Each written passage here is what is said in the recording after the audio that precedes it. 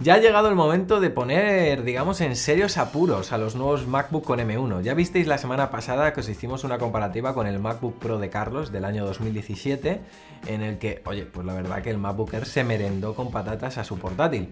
Y, oye, hicimos varias pruebas, diferentes tests, y en los comentarios había algunos que decían que no era justo que le pusiéramos con un MacBook más reciente. Y nuestro amigo Cherru, del canal Cherru Videos, que os lo vamos a dejar por supuesto en la descripción y desde aquí le damos las gracias, tiene el MacBook Pro de 16 pulgadas, el más potente de todos, con el i9 de 8 núcleos, 32 de RAM, la gráfica la más tope que puede coger. Es decir, un MacBook que se dejó sus más de 4.000 euros en él y dijo, oye, yo si queréis os lo dejo para ponerlo a prueba con estos MacBook Air y MacBook Pro con chip M1. Y además ya nos ha llegado el MacBook Pro con M1.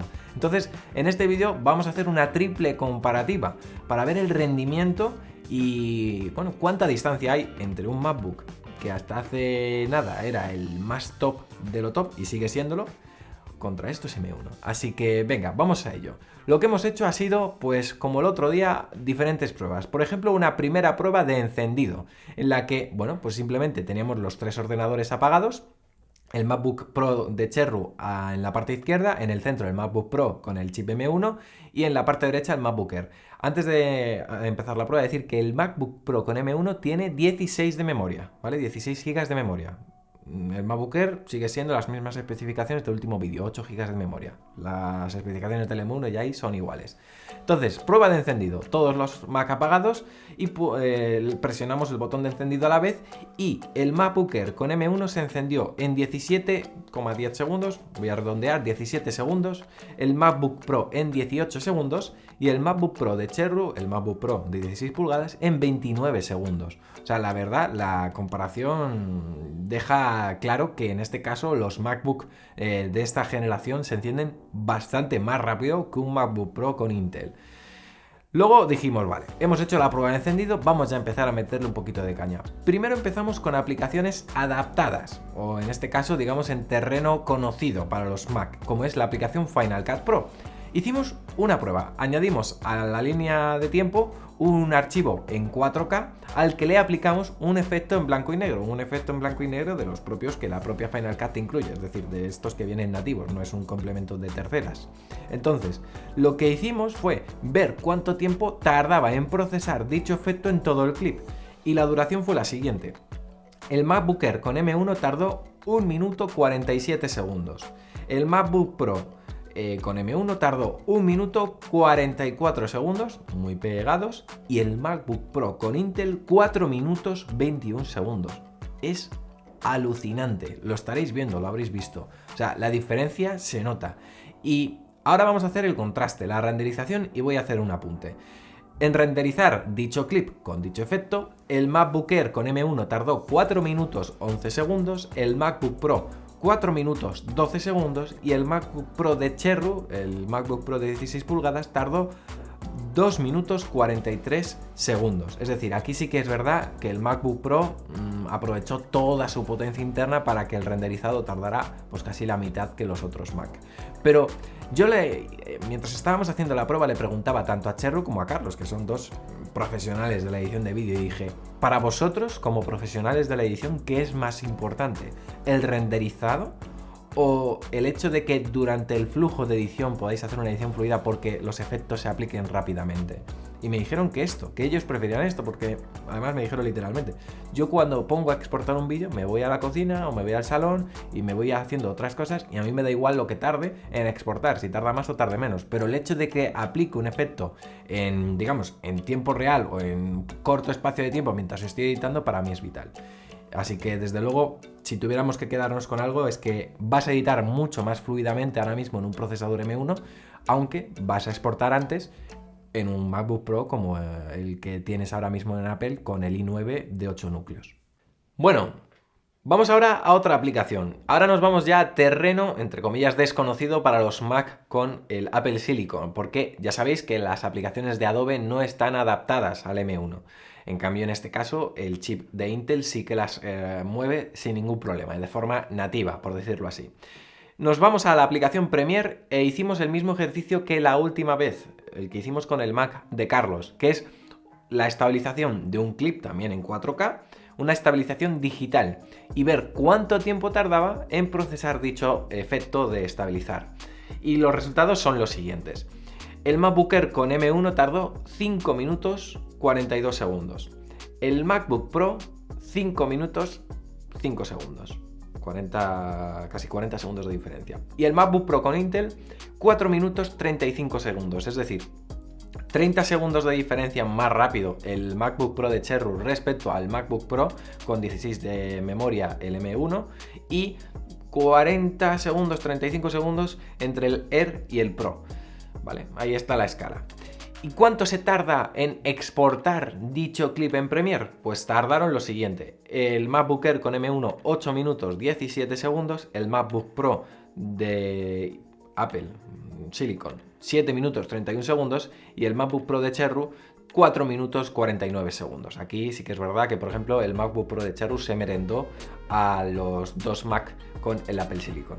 O sea, al fin y al cabo, oye, los Mac con Apple Silicon están muy bien, pero se está demostrando cómo todavía no se pueden comparar con la gama más profesional de portátiles de Apple, como es en este caso el modelo de Cherry, ¿no? Cambiamos de aplicación, nos vamos a la aplicación Cinebench, ¿vale? Una aplicación que ya usamos también y que pone, digamos, a prueba un poco el tema de las gráficas también. Hicimos dos tests en esta aplicación, el test single core y el test multicore. En el single core dieron las siguientes puntuaciones. El MacBook Air dio 1490 puntos, el MacBook Pro, estoy hablando de los chips M1, 1502 puntos y el MacBook Pro de Cherry, así los identificamos, 1175 puntos. Es decir, en este test pudimos comprobar cómo los M1 cogen ventaja importante respecto al MacBook Pro de Intel. Aquí se demuestra cómo en tareas de bajo rendimiento los Mac de Apple o el procesador de Apple es más eficiente y trabaja mejor. Ahora nos vamos a las pruebas multicore dentro de esta aplicación Cinebench. El MacBook Air dio 6.449 puntos, el MacBook Pro 7.780 y el MacBook Pro de Cherry dio 8.430 puntos. La verdad que aquí empezaron muy parejos, pero sí que es verdad que a medida que fue avanzando el test, el procesador Intel parece que empezó a trabajar mejor y cogió ventajas respecto a los dos MacBook con el M1. En cualquier caso, si veis, la diferencia entre el Mac de Cherry y el MacBook Pro es de 700 puntos, no es tan grande, así que vamos a ver, ¿no? Vamos a ir comprobando más pruebas. Por ejemplo, nos vamos a Geekbench. Geekbench es otra aplicación que ya sabéis, es una de las más conocidas para medir el rendimiento. Hicimos también pruebas de rendimiento del procesador. En single core, Geekbench otorgó 1131 puntos en el MacBook Air, 1733 en el MacBook Pro con M1 y en el MacBook Pro de Cherry dio 1149 puntos. Estamos viendo cómo se vuelve a ver la misma la misma causística, es decir, en procesos de bajo rendimiento los Mac funcionan mejor y dan más puntos. Ahora, en la prueba multicore, el MacBook Air dio 7.556 puntos, el MacBook Pro M1 dio 7.547 puntos y el MacBook Pro de Cherry 7.163. Aquí me sorprendió realmente que en prueba multicore dentro de Geekbench fuera más eficiente, en este caso el M1, el MacBook Pro con M1 o el MacBook Air, realmente el MacBook Air, respecto incluso al MacBook Pro. Luego hicimos dentro de Geekbench una prueba relativa a la gráfica, la GPU, ¿vale? Y ojo, porque aquí sí que es verdad que se notó el hecho de que, en este caso, el MacBook Pro de Cherry tuviera una gráfica dedicada, ¿de acuerdo? El MacBook Air M1 dio una puntuación de 16.883, el MacBook Pro M1 dio 18.931 puntos y el MacBook Pro de Cherry dio 30.200 puntos. Aquí sí que es verdad que, dicho vulgarmente, el MacBook Pro de Cherry se sacó la chorra. Y nos vamos ahora a pruebas de rendimiento en juegos.